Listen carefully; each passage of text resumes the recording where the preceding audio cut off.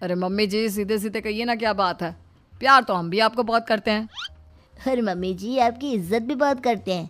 अरे भाई आपके जैसी सास और कमाने वाली बीवी सबको मिलती है क्या?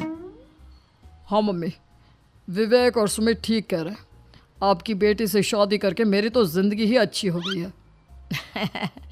जानती हूँ मैं, और ये भी जानती हूँ कि तुम तीनों अपनी अपनी बीवियों से बहुत प्यार करते हो। बेटा, बात ऐसी है कि हमारे कुल गुरु ने कहा है कि प्रेग्नेंट होने के बाद मेरी तीनों बेटियां शुरू के 4 महीने हमारे गांव में जाकर रहेगी, जहां मेरे चाचा जी रहते हैं। अरे लेकिन क्यों मम्मी, गांव में जाकर रहने की क्या ज़रूरत है इन तीनों को? वो क्या है ना बेटा, हमारे परिवार को एक श्राप है। अगर मेरी बेटियों ने यहाँ पर बच्चा पैदा करने की कोशिश की तो उनके बच्चों को कुछ भी हो सकता है।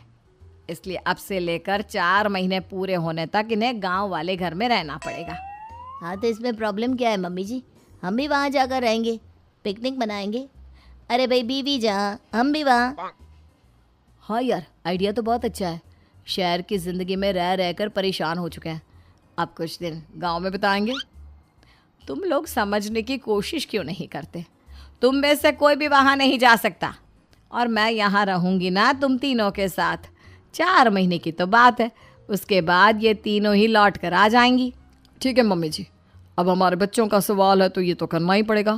कावेरी अपनी तीनों बेटियों को कुछ दिन के लिए घर से बाहर कहीं दूसरे शहर में रहने के लिए भेज देती है। कुछ दिनों के बाद, अरे मम्मी जी बहुत दिन से पिज्ज़ा नहीं खाया, मंगवाइए ना। क्या बताऊं बेटा, पहले तो बेटियां खर्चा दे देती थी क्योंकि उनकी नौकरी थी, लेकिन अब तो मेरे पास पैसे ही नहीं बचे। थोड़े बहुत पैसे हैं जो बच्चों की डिलीवरी में काम आएंगे। लेकिन मम्मी जी, आपकी बेटियों को वापस आने में तो अभी बहुत वक्त बाकी है। वही सोच सोच कर परेशान हो रही हूँ। सोच रही हूँ कल से दूध भी बंद करवा देती हूँ। अब दूध वाले को देने के लिए पैसे भी तो नहीं है ना। अरे नहीं नहीं मम्मी जी, अगर दूध भी बंद करवा दोगी तो मुझे चाय कहाँ से मिलेगी? और चाय के बिना मैं तो मर ही जाऊंगा। क्या करूं बेटा, इसके अलावा हमारे पास कोई ऑप्शन नहीं है। मेरे पास पैसे ही नहीं बचे। इस तरह कावेरी जी धीरे धीरे अपने तीनों दामादों को पैसे देना बंद कर देती हैं और घर में खाने पीने की चीज़ें लाना भी बंद कर देती है। अब वो तीनों बुरी तरह से परेशान होने लगे थे, और इसलिए एक दिन तीनों प्लान करके घर से बाहर निकलते हैं। और बाजार में जाने के बाद, यार अच्छा खाना खाए हुए कितने दिन हो गए, पता नहीं कब अच्छा खाना मिलेगा। हमारी बीवियों के जाने के बाद तो हमारी हालत भिखारियों जैसी हो गई है यार। कुछ भी हो, मुझे तो आज पिज्ज़ा खाना ही